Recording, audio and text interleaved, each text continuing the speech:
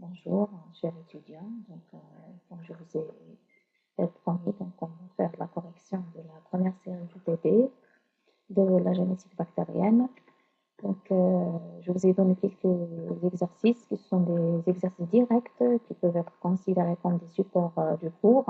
La première question, le premier exercice, qui sont des questions de cours. Je vous ai donné cet exercice juste pour mieux, c'est-à-dire comprendre les cours que je vous ai donnés de la génétique bactérienne, qui sont des rappels des choses que vous avez déjà fait. Donc, la première question, c'était quel est le principe de la réplication de l'ADN. La réponse se trouve dans le cours, c'est très facile. Donc, la réplication de l'ADN est aussi appelée duplication de l'ADN ou la synthèse de l'ADN. Donc, la réponse, elle est là. Donc, je vais essayer d'expliquer. Donc, voilà, je vous ai donné cette figure afin de mieux comprendre de quoi il s'agit. Donc, avant de la division de la cellule, les deux chaînes de l'ADN se séparent et chacune sert de matrice pour la synthèse de la chaîne complémentaire, qui est l'ADN myoformé. Donc, la chaîne complémentaire s'appelle l'ADN myoformé. Donc, après, il y a la mitose ou la division cellulaire et il y a la séparation des deux cellules filles diploïdes qui comportent la même information génétique de la cellule mère. Donc, le processus, cette figure-là, je vous ai donné cette figure dans le cours. Donc, je vais essayer d'expliquer un petit peu de ce qu'il s'agit. Donc, l'ADN a l'importante propriété de pouvoir être produit à l'identique. Ça veut dire, permet à l'information de se transmettre d'une cellule mère aux cellules filles lors de la division cellulaire. Donc, la molécule de l'ADN, donc, elle va s'ouvrir comme une fermeture éclair. Ça veut dire une fermeture éclair comme, si vous voulez dire, cela. D'accord? Donc, par rupture des liaisons hydrogènes entre bases appariées de liaisons faibles. Donc, il va libérer deux brins complémentaires. Chaque brin solitaire catalyse alors la synthèse de sa moitié manquante. D'accord? Donc, on a ici deux brins. Donc, il y a la moitié manquante. Donc, intégrant selon la règle de complémentarité de base. Ça veut dire adénine devant thymine, cytosine devant guanine, etc. Donc, des nucléotides qui se trouvent déjà dans le noyau, dispersés dans le noyau, vont venir pour se fixer sur l'ADN ou le brin complémentaire. Donc, ainsi, chaque nouvelle molécule est identique à la molécule d'ADN initiale. Donc, après, il y aura l'élongation de l'ADN. Donc, une fois on a le processus qui commence, il y a l'élongation de l'ADN qui va progresser dans le sens 5', 3' pour le brin en création. Donc, c'est l'ADN polymérase, celle-là par exemple qui est en vert, c'est elle qui facilite la fixation et la formation de la nouvelle molécule. D'accord? La fixation des désoxyribonucléotides. Donc, les deux brins de la double hélice d'ADN sont enroulés dans des sens opposés, comme on a vu dans le cours.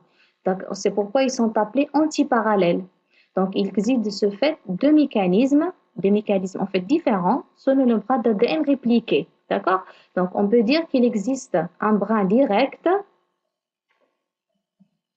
aussi appelé un brin précoce, et un brin indirect, d'accord, où il est appelé un brin tardif ou retardé.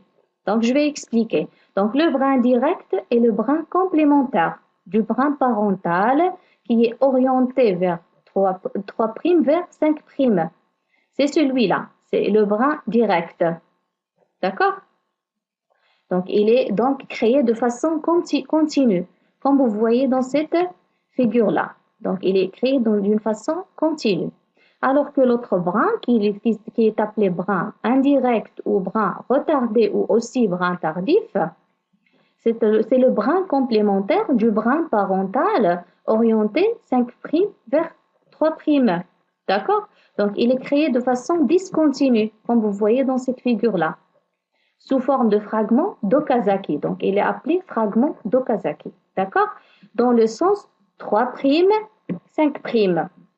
Donc, qui va venir après? Il y a l'enzyme, l'ADN ligase, qui permet de la suture des différents fragments de Kazaki. Ça veut dire qu'elle fait la c'est-à-dire il va coller, il va suturer ces différents fragments d'Okazaki pour avoir à la fin un brin complémentaire qui est appelé aussi le brin suiveur. D'accord? Ça concernant la première question de cet exercice. Donc maintenant, la deuxième question, il faut expliquer pourquoi la réplication du chromosome bactérien est semi-conservatrice. Donc voilà, donc je vous ai donné ici la réponse. Donc je vais essayer d'expliquer. Pour cela, je vais revenir sur la figure, la même figure de tout à l'heure. Donc on a dit que donc, les deux chaînes de l'ADN parental se séparent et que de nouvelles molécules sont formées. Donc c'est pourquoi il est appelé, le processus il est appelé semi-conservateur ou semi-conservatif. Donc, le brin d'ADN qui sert de matrice à la réplication, c'est le brin parental, celui-là. Le nouveau brin complémentaire au brin parental est le brin néoformé, c'est celui-là. Donc, à l'issue de la réplication, chacune des deux molécules d'ADN nouvellement formées est constituée d'un brin parental et d'un brin néoformé. On qualifie ce processus de semi-conservateur. Ça veut dire qu'il y a toujours la conservation d'un seul brin d'ADN qui est le brin parental. Donc maintenant, la troisième question qui est le rôle de l'ADN polymérase. Donc comme je vous ai dit tout à l'heure, lorsque j'ai expliqué la figure de la réplication, donc les ADN polymérases, ils catalysent l'élongation d'un nouveau brin d'ADN. Donc ils permettent de la fixation des nucléotides, donc ils vont s'aligner en face des bases complémentaires du brin. D'accord? Donc je vais essayer d'expliquer ici, voici cette figure, donc il va faciliter la compréhension. Donc, en fait, l'ADN polymérase, c'est une enzyme cellulaire qui lie les nouveaux nucléotides au brin d'ADN naissant. D'accord? Voilà. Donc, par complémentarité, ça, c'est l'ADN polymérase. Donc, qu'est-ce qu'il va faire? Donc, il va lier les nouveaux nucléotides qui se trouvent normalement distribués ou dispersés, si vous voulez dire, donc dans le noyau. Voilà. Donc, l'adénine va se fixer la thymine en face de l'adénine, la cytosine en face de guanine, etc. D'accord? Donc, c'est le rôle de l'ADN polymérase. Donc, elle catalyse la polymérasation d'une molécule d'ADN en ajoutant des désoxyribonucléotides. Puisqu'on parle ici de l'ADN, donc il y a des désoxyribonucléotides donc à l'extrémité 3'. Donc, les ADN polymérases peuvent ajouter jusqu'à 1000 nucléotides par seconde. Cela est dû à sa nature, c'est-à-dire un nombre de nucléotides capables d'ajouter chaque fois qu'ils sont associés à la matrice d'ADN qu'ils vont copier. D'accord? Donc l'ADN, bon, comme je vous ai parlé aussi de l'ADN ligase, donc l'ADN aussi c'est une enzyme qui intervient dans la réplication de l'ADN. Dans ce cas-là, donc il permet la suture des fragments d'Okazaki. Donc, concernant la quatrième question, c'est une question qui concerne maintenant la transcription et la traduction. Donc, où se déroule la transcription et la traduction? En fait, je vous ai donné des figures qui sont très, très claires, donc qui sont bien schématisées. Donc, voilà, donc la transcription se déroule au niveau du noyau et la traduction au niveau du cytoplasme et plus spécialement au niveau des ribosomes. Voilà, donc voici la figure. Donc, on voit très bien que la transcription de l'ADN en ARN messager s'effectue au niveau du noyau. Donc, après, il y a le transfert de l'ARN messager au cytoplasme. Après, il y a la synthèse des protéines, ça veut dire l'expression de l'information génétique au niveau des ribosomes.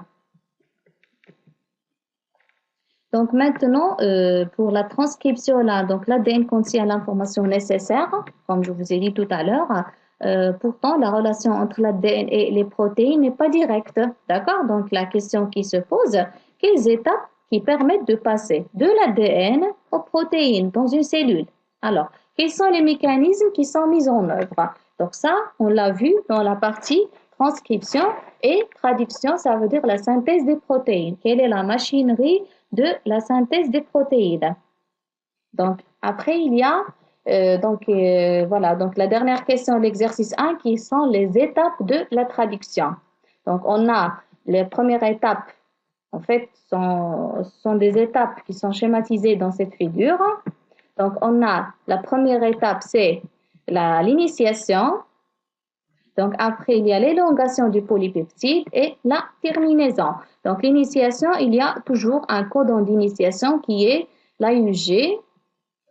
Donc, le ribosome se fixe sur le codon d'initiation.